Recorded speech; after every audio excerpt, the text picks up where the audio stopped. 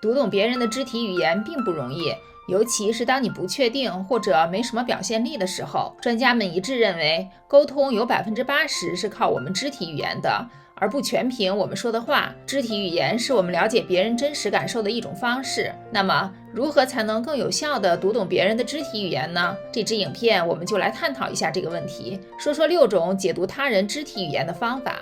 1、提前认识到他们的正常行为和个性。首先，如果不知道一个人的正常行为，就无法有效地了解他。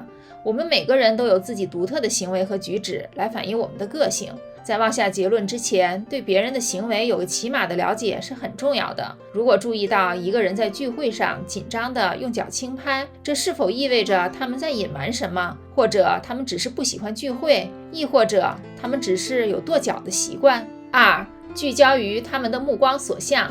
在和别人讨论的时候，留意一下他们的目光看向哪里。他们聚焦在你这里吗？还是在观察房间？或者他们是在看自己的脚？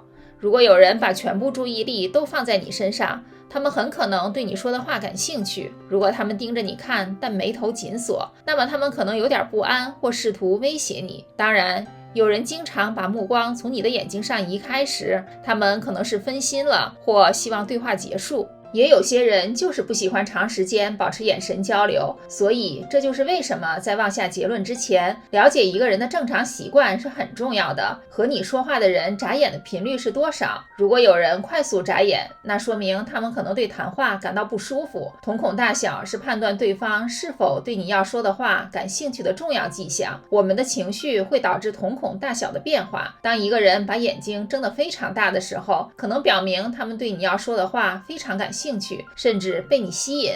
只是还要注意，在下这个结论之前，看看房间的灯光，我们还会因为房间光线昏暗，瞳孔放大。3、注意他们的姿态。一个人如何保持自己的姿态，可以透露很多关于他们的信息。他们高昂着头，也许是因为他们度过了愉快的一天，或者他们瘫坐在座位上，也许是因为他们晚上没睡好。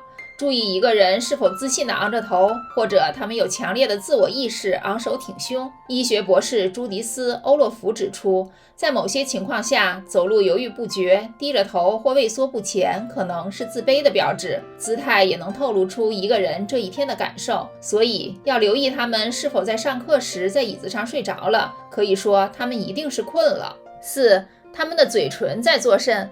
另一个了解一个人的方法是注意他们的嘴唇。当他们不说话的时候，他们的嘴唇在做什么？如果他们在咬嘴唇或啃下嘴唇，他们可能紧张或担心。如果一个人的嘴是微微张开的，那么他们可能感到舒适和放松。一个人害怕的迹象也可以通过他们的嘴唇表现出来，这也可能是一种悲伤的迹象。紧闭的嘴唇可能意味着他们对某种情况感到有点不安，撅嘴也可能意味着他们不认同周围发生的事，或者他们不信任你。咬自己的嘴唇也可能意味着他们在和你调情。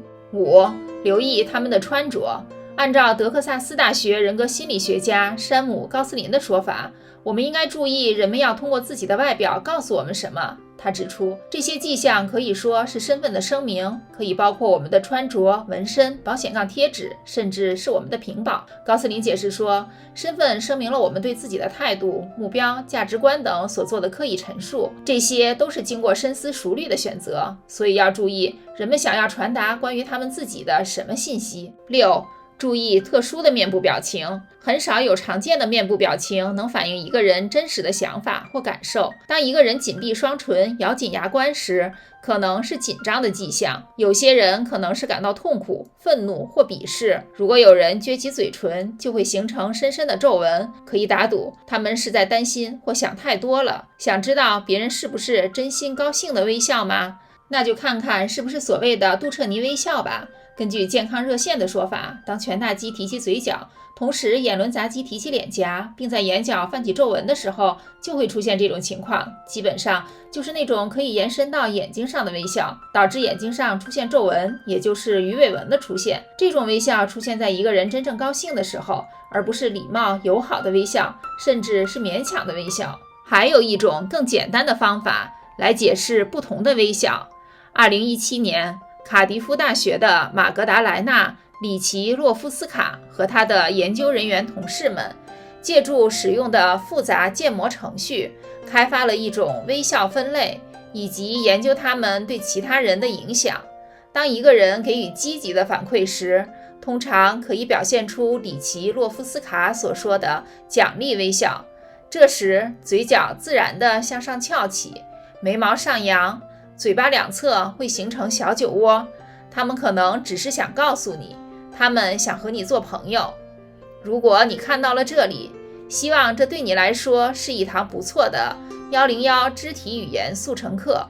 我们还曾经做过一支关于有人可能被你吸引了的肢体语言迹象，欢迎收看啊。